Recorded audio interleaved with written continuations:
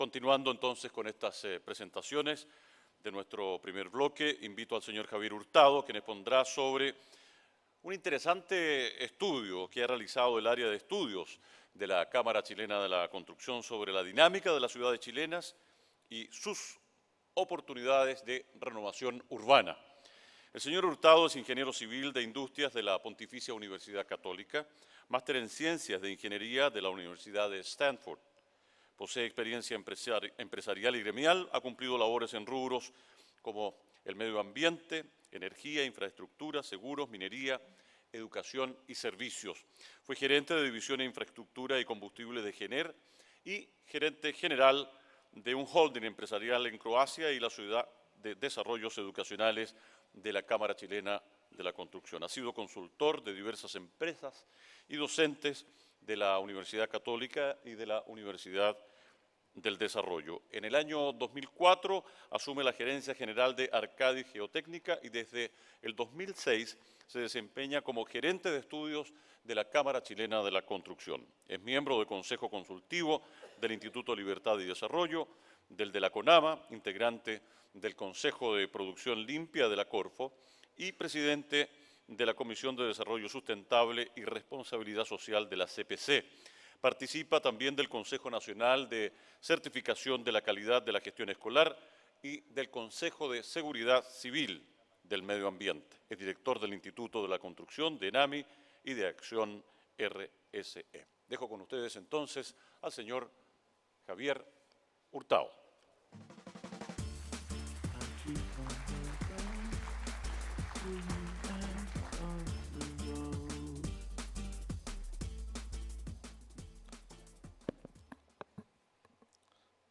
Bueno, la presentación ahí no está. ¿Cómo están todos? En primer lugar, buenos días. Un placer estar con tanta gente y en especial con gente también de la FIIC que está presente en esta conferencia. Estoy tratando de ver dónde está la presentación acá. No la veo. Ahí está. La idea es presentarle un tema que muy enfocado al tema propio de este seminario, que es la regeneración, y tratar de ver cuáles son nuestras oportunidades realmente y cómo podemos buscar lugares que efectivamente requieran o sea necesario hacer regeneración urbana, ¿ya? ¿Cuáles son las alternativas posibles? Ese es un poco el objetivo de este trabajo, ¿ya? Que identificar cómo es ahí y caracterizar las oportunidades que podemos tener para renovar entornos urbanos importantes, digamos, significativos, y por esa razón diseñar las políticas públicas adecuadas para ese fin, digamos, ¿ya? Ese es un poco el objetivo del trabajo y lo voy a desarrollar en esta línea, digamos. Primero, ver un poco qué pasa con la ciudad, con Chile, digamos, desarrollo de calidad de vida urbana, cómo se relacionan los hogares en el entorno físico de Chile, cómo reaccionan, oportunidades para la renovación y qué ocurre al final como anexo con otras políticas públicas que afectan el entorno urbano, digamos, y que podrían ser usadas también para cierta modificación o renovación urbana, ¿ya? Y después algunas conclusiones, ¿ya? Para partir primero, claramente, ver, y algo tiene que ver con lo que acabamos de escuchar, que claramente hay ciudades en el mundo, digamos, en la medida que sus ingresos aumentan en general, también lo hace este índice de desarrollo humano, digamos, ¿ya? O sea, a medida que hay mejores ingresos, hay mejor desarrollo humano en la ciudad, ¿ya? Y claramente, salvo aquí dos países que salen un poco de la tendencia, que son Nueva Zelanda y Australia, que si bien no tienen un ingreso per cápita comparativo a otros países que tienen el mismo desarrollo humano, han podido lograr niveles altos de desarrollo humano, digamos. Ya creo que eso es interesante mirar esos ejemplos, cómo lo han hecho, incluso con ingresos promedio un poquito menores que sus equivalentes, digamos, en ese nivel, ¿ya? Pero claramente Chile acá aparece bastante atrás, digamos, aparece en esta lista de los países de la OCDE, digamos, como si bien con un desarrollo económico $20.000 per cápita aproximadamente, que son de los más bajos, y claramente un índice de desarrollo humano bastante bajo en ese contexto, ¿ya? Las ciudades que parecen mejor, obviamente uno ve que tienen políticas claras respecto a los espacios públicos en general. Acá vemos el caso de Noruega, que es el primero, o Suiza también, que tienen políticas bien propias para el uso efectivo del espacio público en la ciudad, digamos, ¿ya?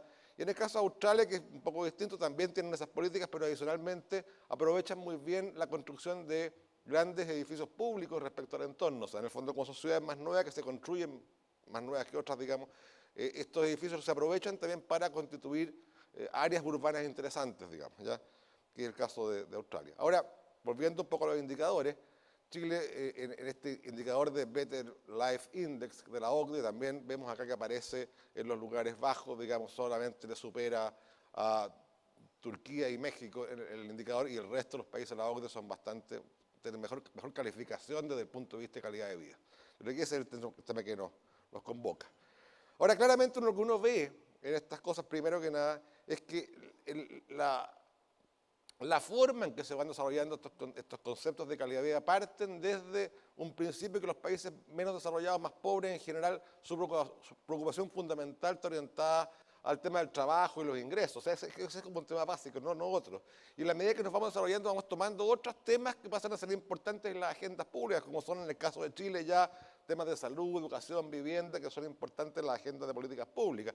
Y ya cuando los países se desarrollan más y tienen mejor ingreso, en general ya pueden optar por mirar probablemente mucho más fuerte otras variables más orientadas hacia la satisfacción general, digamos, uso de espacios públicos, otras cosas que son más generales. Pero como que la línea es esa, o sea, partimos por lo básico, intermedio, hasta llegar, digamos, a las demandas un poquito más sofisticadas, digamos, de la población, en términos que nos desarrollamos económicamente. Eso es un poco la tendencia. Ahora, ¿cómo voy a abordar el trabajo? Acá quiero ver primero cómo reaccionan los hogares frente a su entorno. Yo creo que eso es interesante verlo para fin de detectar cómo buscar áreas de renovación. Es interesante ver cómo los hogares reaccionan ante el entorno. Y para eso voy a usar unas encuestas que hemos hecho en la Cámara en el último año, digamos, con CADEM, digamos, ya durante un año completo, para ver un poco qué es lo que la gente primero piensa o siente, ¿ya? Y en distintas escalas. A escala, por ejemplo, de comuna, la gran preocupación general para todos los estratos socioeconómicos, como ven en este gráfico, tiene que ver con básicamente los temas de salud todavía, luego los temas de la educación, tercer lugar los temas de espacio público de la encuesta, y después comercio en cuarto lugar. Esas son las encuestas a nivel, cuando uno los mira a nivel bien comunal, digamos, de una comuna. Cuando uno se achica un poco al barrio, y uno empieza a preguntar a nivel de barrios más chicos cuáles son sus grandes preocupaciones a las personas, y el número uno lejos en todos los estratos tiene que ver con seguridad. Este parece ser un tema que converge en todos los grupos socioeconómicos en Chile, que es un tema hoy día vigente, que es el tema de la seguridad, y después le siguen servicios, áreas verdes y movilidad, digamos, bastante más abajo que el tema de seguridad. O sea, creo que hay dos temas que son importantes analizar cuáles son los que la gente está de alguna forma pensando. Otra cosa que es importante, lo que manifiesta la gente en las encuestas, es que la gente vive donde está, porque ese es el lugar donde nació, donde creció, donde están sus familias, donde tienen las redes de apoyo en general, ¿ya? Esa es la razón por la que están ahí. Y las otras razones, como por ejemplo vivir cerca del lugar de trabajo, cerca de los lugares donde básicamente trabaja o accede constantemente en el día, no es lo más importante que la gente dice. La gente dice vivir más cerca de una razón más bien de familia o de redes, digamos, por eso vive donde está. Y si le preguntamos a la gente su preferencia por moverse, desplazarse, si quieren desplazarse, ¿a dónde se desplazarían? Y otra vez la respuesta de la gente en general es, mira, prefiero mantener la situación actual. O sea, a la gente en general no le gusta desplazarse, ¿ya? Y principalmente por las mismas razones. O sea, las razones son red de apoyo, familia, que están en un lugar. O sea, el desplazamiento no es algo que la gente quiera generalmente. Ahora, ¿cuál es la realidad de esto? Bueno, vamos a ver la realidad, es un poco, aparte de lo que la gente quiere que va pasando. ¿Ya? ¿Qué entendemos por entorno físico? Para poder analizar este tema, entendemos básicamente que ese entorno físico tenga ciertos puntos de interés, como son servicios públicos, privados, colegios, salud, comercio, etcétera, ¿ya? Que tengan infraestructura básica adecuada. Tenemos un índice de infraestructura que básicamente mide la capacidad de tener cosas muy básicas, que son calles, veredas, señalética, iluminación, espacios públicos, ¿ya? Tercero, el grupo socioeconómico es importante en cada lugar, digamos, de la manzana. Y finalmente, índice de materialidad de viviendas, digamos, si son aceptables o no desde el punto de vista de los materiales de la vivienda y de la antigüedad promedio, ¿ya? Y por localización vamos a entender un poco la movilidad, el aumento o disminución neta de personas de ciertos lugares debido a cualquier factor que queramos, digamos. O sea, claramente eso es lo que vamos a ver. Entonces acá la pregunta es cómo la gente decía querer, qué decía querer, digamos, quedarse donde está, ¿ya? Y no moverse porque ahí están sus lugares de apoyo. Y la realidad que nos indica, por ejemplo, en la área metropolitana, los puntos más oscuros azules están indicando que son áreas donde hay mayor salida neta, digamos, de hogares de esas áreas. O sea, uno ve claramente que en el entorno, en el borde de la ciudad, tenemos salidas netas importantes de hogares en los últimos 10 años, que hay un análisis de 10 años de diferencia, digamos, ¿ya? Y la gente en esas áreas tiende, digamos, a salir, son áreas que tienden a haber salida neta, y donde vemos la entrada neta es mucho más centralizado en la ciudad. O sea, claramente hay una tendencia real, digamos, numérica, que la gente sale de los entornos de alguna forma y tiende a concentrarse de alguna forma hacia los centros de la ciudad, ¿ya? Entonces es interesante entender por qué salen de esos entornos y cuáles son las razones fundamentales, ya que pueden estar detrás de esa salida de esos entornos y buscar converger al centro, digamos. Y ahí intentamos ver algunos atributos, por ejemplo, las áreas donde sale más la gente, ¿ya? Donde existe más salida neta, corresponde básicamente a las áreas que tienen mayor densidad, sobre 200 habitantes por hectárea. O sea, claramente hay una correlación más directa o cercana, digamos, de que las áreas más densas tienden a tener más salida neta, ¿ya? En general, hay más salida neta de esas áreas en la cual hay grupos socioeconómicos más o menos homogéneos, en este caso D y E, justamente como grupos socioeconómicos. De ahí, desde sectores más concentrados de D y E, hay más salida neta, ¿ya? Respecto a la disponibilidad de los servicios, esas áreas que tienen salida neta no necesariamente no tienen disponibilidad de servicios. De hecho, la disponibilidad de servicios públicos, educación, salud, carabineros, deporte, en general está bastante distribuida en el mapa de Santiago. O sea, esa podría no ser una razón fundamental en cuanto a que explique su salida neta, digamos, de esas regiones. Pero por otra parte, si empezamos a mirar los servicios más privados, como son bancos, supermercados, farmacias, entretenimiento, educación, salud también privada, vemos que esas amenidades se concentran más justamente en los centros que justamente hacia donde la gente va. O sea, sale de áreas que no tienen estos servicios y van a áreas donde tienen estos servicios en general, ¿ya? Desde el punto de vista de la materialidad de la vivienda o viviendas no aceptables, la verdad que eso está más distribuido, no es una variable que está tan directamente relacionada, digamos. Encontramos materialidades buenas y malas en varias partes adicionalmente, digamos. Y desde el punto de vista de la infraestructura básica, e insisto, cuando hablo de infraestructura básica estoy hablando de estado de calles y veredas, señalización, luminaria, áreas verdes, basurero, paraderos, que son los datos que se pueden sacar del precenso último, ¿ya? Vemos que sí hay una tremenda coincidencia de los lugares donde hay salida neta de personas respecto de la calidad de la infraestructura básica. O sea, claramente hay una correlación súper directa ahí, ¿ya? Y eso lo hicimos en Santiago, lo hicimos también en Valparaíso y en Concepción, y la tendencia es exactamente la misma. Son los factores, en el fondo, que están mostrando dónde hay o no salida neta de personas. O podríamos llamarlo ciertas áreas críticas de la ciudad, ¿ya? Ahora, ¿hacia dónde van? Básicamente esa gente busca mayor conectividad, y en ese orden estoy hablando, mayor conectividad y acceso a puntos de interés privados. Esa es la razón que están buscando la salida neta, ¿ya? Mejor infraestructura del entorno, digamos, mejor oferta privada de servicios, digamos, y básicamente mejor materialidad en general, porque es un tema más general. Ahora, y claramente acá ocurre una cosa bien sintomática, donde hay salida neta, o sea, la gente que tiene posibilidad de relocalizarse lo hace, buscando estos atributos, y claramente dentro de las áreas donde hay salida neta la situación empeora. Y esa es una cosa que vamos a mostrar después con algunos ejemplos. Ahora, estos mismos parámetros que usamos para ver dónde es la neta, vamos a usarlos para identificar potenciales de renovación justamente de áreas críticas donde hay salidas netas importantes, digamos, que debieran ser las áreas que uno debería pensar en mejorar producto de que la gente quiere estar en su entorno y por alguna razón de la calidad de su entorno propio están saliendo de ahí, ¿ya? Y acá básicamente lo que estamos buscando es una forma homogénea, una metodología en que tenga criterios de unidades homogéneas para su análisis, digamos, criterios múltiples. Un criterio único no sirve para este análisis, ¿ya?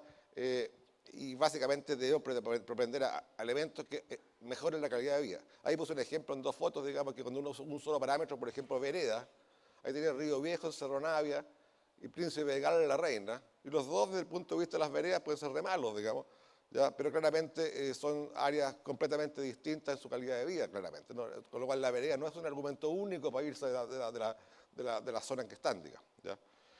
Ahora, la escala de análisis, obviamente hay que buscar una escala manejable, que chica en general, y usamos para este análisis el distrito censal, digamos, lo que usa el censo para cómo se distribuyen los censos, que son áreas más chicas que pueden manejar el censo.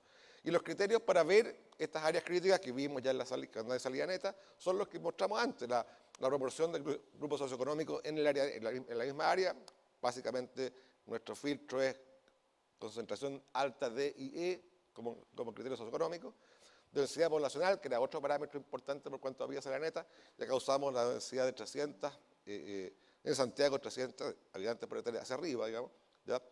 La infraestructura básica, que era otra cosa que estaba súper correlacionada, digamos, respecto a la salida neta, usamos áreas que tengan 40 o inferior, o sea, 40% de los atributos que vimos de infraestructura cumpla con el 40, no con el 100, digamos, o sea, áreas realmente con baja infraestructura neta, y la materialidad de vivienda que sean relativamente la más vieja o de menor calidad de materiales, siendo que en general la materialidad no es tan mala en general, digamos, ¿ya?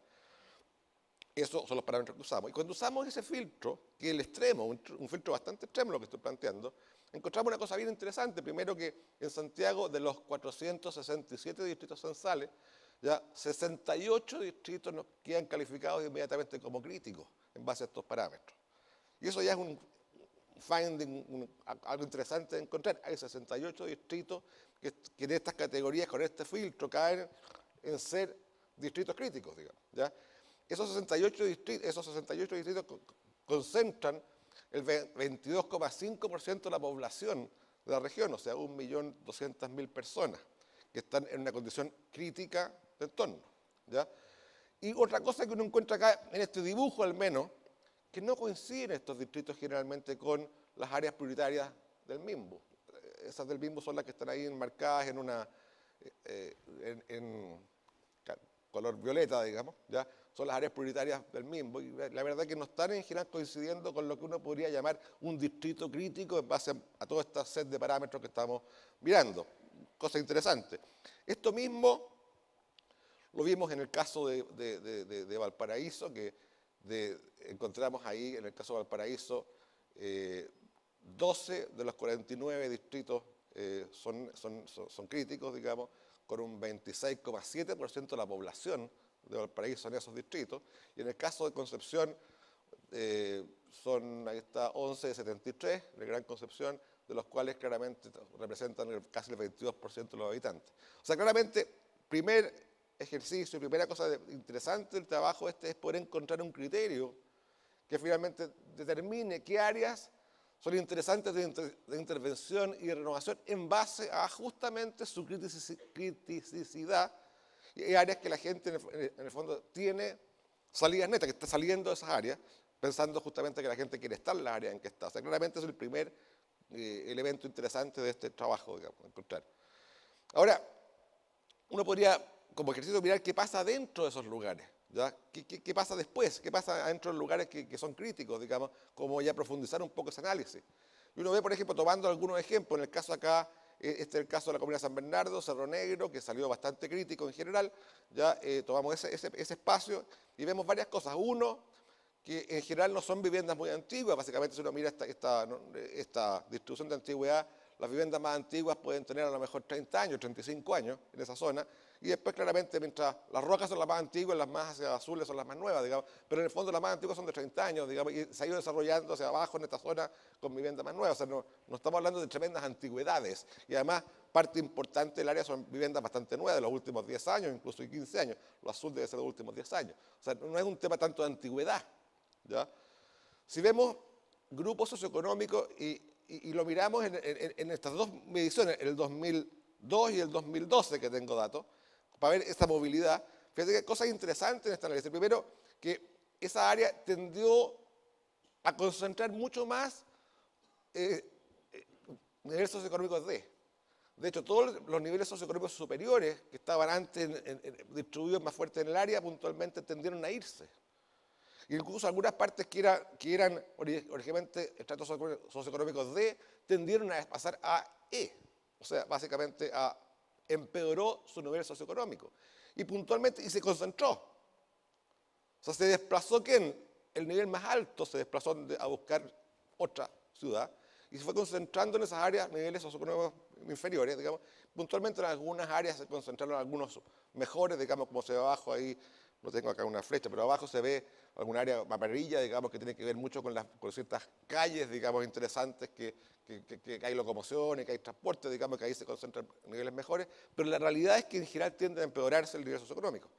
En cuanto a la materialidad, en general, en el tiempo, toda la parte azul es porque es más nueva, digamos. O sea, tiene mejor materialidad y la parte más antigua tiende a mejorar. Yo creo que en los años en general tienden a haber programas, o ya sea por los terremotos u otros planes del PVP, por ejemplo, que tienden a mejorar materialidad de las viviendas y eso pasa en el entorno, o sea, materialidad mejora. ¿Qué pasa con la infraestructura básica? El rojo es la peor, o sea, bajo el 40% de infraestructura básica, y vemos que en general esas áreas concentran un porcentaje importante del área con bastante mala infraestructura, con el peor de los índices. Y quizás ese punto es quizás uno de los más relevantes, digamos, cuando uno analiza en el fondo del área. Sigue siendo mala la infraestructura, ya la gente se concentra en niveles socioeconómicos más bajos, ya, con lo cual obviamente son áreas interesantes de poder intervenir, digamos. ¿Ya? Lo mismo ocurre rápidamente con esta zona de Boca Sur en Concepción, pasa lo mismo, digamos, las áreas son bastante nuevas en cuanto a antigüedad de las viviendas, no son muy viejas, salvo algunos salvo algunas áreas puntuales dentro de esa área, digamos, ¿ya? También pasa lo mismo que se tiende en estos últimos 10 años, en el tiempo, a bajar la condición socioeconómica porque la gente que tiene mejor condición se va del lugar. Y eso es lo que está pasando, que pasa en esos lugares. Y lo que va creciendo como mejorar está relacionado también con un entorno en que tiene más oferta de servicios. Por ejemplo, el área amarilla nueva que aparece en ese círculo tiene que ver básicamente con la zona en que está ubicado el Biotren, ¿ya? Que básicamente le genera una movilidad mejor, digamos, ¿ya? En términos de, me equivoqué de botón, ya, en términos de materialidad, claramente lo mismo que antes, mejora en el tiempo y hay como es nuevo en general, esa materialidad también mejora por lo más nuevo, los desarrollos más nuevos en general, ya, que no es un tema. Y en términos otra vez de infraestructura básica, pésima. O sea, claramente rojo que es el peor, digamos, y cercano a rojo que son las áreas que tienen peor porcentaje de calidad de la infraestructura. Acuérdense que son elementos básicos, veredas, calles, luminarias. No estoy hablando de gran infraestructura, estamos hablando de elementos súper básicos de infraestructura. En el caso de Valparaíso, acá está un cerro de Valparaíso, Cerro Santo Domingo, Valparaíso, el tema es un poquito más difícil. Digamos, primero, la antigüedad es del 1800 y tanto, o sea, claramente súper antigua, las áreas más claritas ahí son súper antiguas, digamos, y las más nuevas, que son las celestes, deben tener ya muchos años también, más de 30, 40 años. O sea, claramente tenemos zonas mucho más antiguas con menos variación en el tiempo, ¿ya? En cuanto a concentración de grupos socioeconómicos, también pasa lo mismo. Las áreas amarillas de ese gráfico en el año 2006 tienden a irse, ¿ya? O a concentrarse o a irse, digamos, hacia otros sectores y se concentra más en esta área naranja, que básicamente es concentración del grupo económico D, digamos, ¿ya? Que es lo que tiende a ocurrir en estas áreas. Desde el punto de vista de la materialidad, mejora puntualmente también un poco respecto al área roja que estaba en el 2002, tienden a ser más amarilla o naranja, digamos, en el tiempo, o sea, ha mejorado la materialidad. Y en cuanto a infraestructura básica, terrible, digamos, o sea, claramente súper roja la zona, digamos, y claramente los cerros son difíciles, digamos, yo creo que son difíciles de actuar, pero claramente eso ocurre en general en esas áreas. O sea, las áreas que se deterioran y pierden población, pierden estratos más altos dentro del área y concentran los más bajos. Acá no es un problema de integración como se habla en el discurso, muchas veces tratemos de integrar con nuevas políticas. Acá se trata de que no se desintegren las áreas, que es al revés el tema, o sea, cómo generamos políticas públicas para que las áreas que algún día han tenido mayor integración social no se desintegren. Y eso tiene que ver básicamente con qué inversión hacemos para que eso ocurra, ¿ya? No es al revés el tema. Y de hecho, no es al revés también por un problema de stock.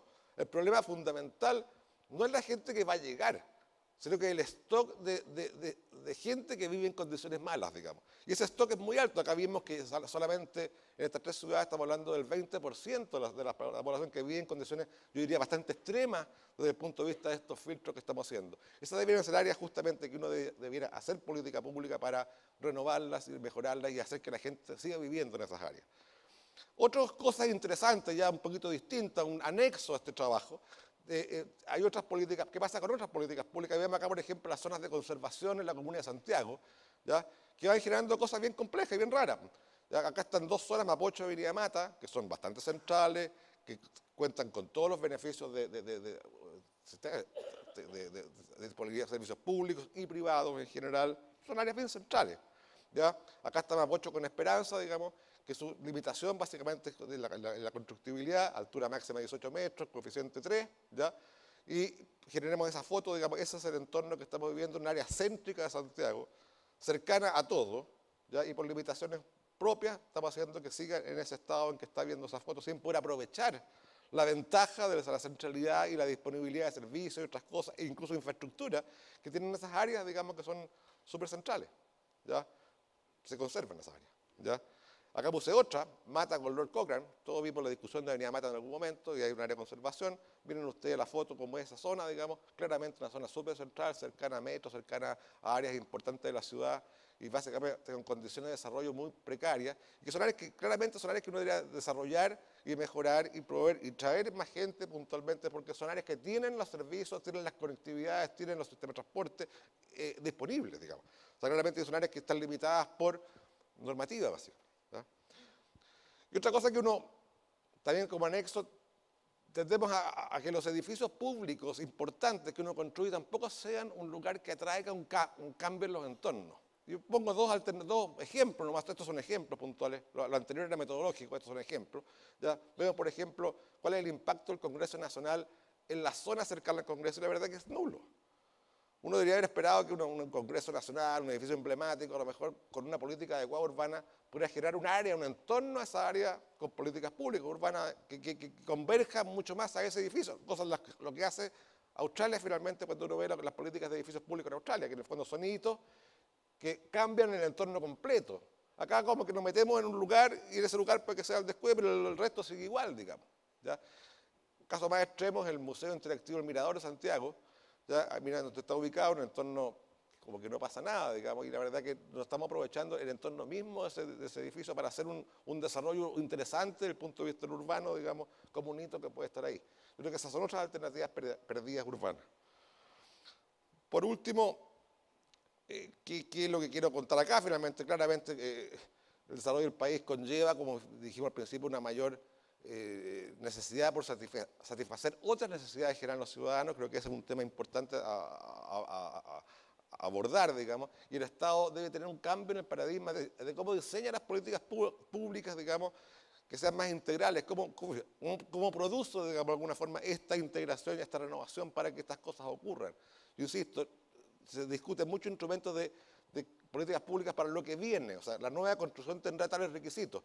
Y la verdad que la gente no vive en la nueva construcción, el flujo es muy chico, lo que importa es el stock, la gente que ya vive en ciertas partes, que son muchas, y que para esas tenemos que buscar soluciones que les mejoren su calidad de vida.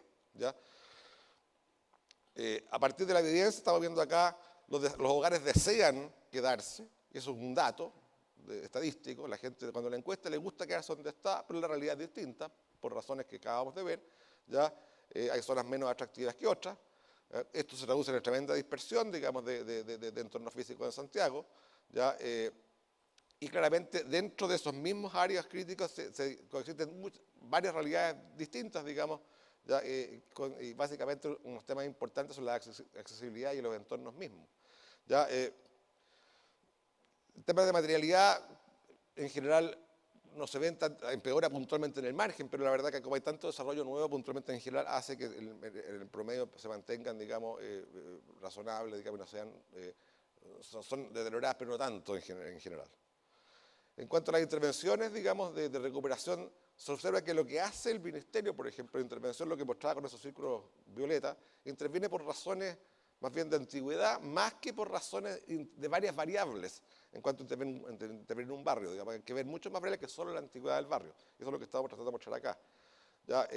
Los planes reguladores hay que reorientarlos, a mirarlos con el entorno, no solamente una protección propia del ciudadano local, sino cómo ese plan regulador genera un uso apropiado del entorno y un uso apropiado de los sistemas propios del entorno.